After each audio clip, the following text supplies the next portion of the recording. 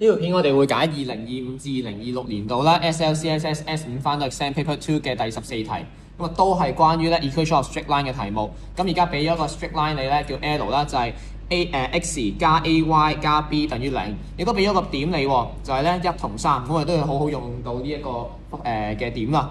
咁咧佢有兩個 intercept 啦，一個係 x 一個係 y 嘅 intercept， 我哋可以作翻啲數俾佢先。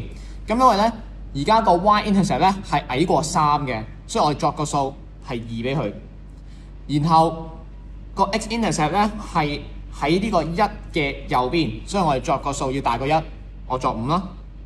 跟住我哋再將咧個5代入 x， 個2咧就代入 y， 然後個 b 呢度咧就會掉過去變翻去減 b， 我哋用翻咧 ax 等於 by 等於 c 嘅樣子去做翻呢條題目，咁所以咧就會寫翻5等於翻A 乘以2等於翻負 boy， 咁即係 A 咧就會係5 over 2啦，咁跟住 boy 咧就會係呢個負5嘅。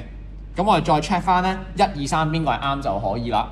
1嗰個 A 係咪大過0？而家 A 咧係5 over 2，即係大過0，啱嘅。2嗰個 boy 係咪大過負5啊？大過負1啊？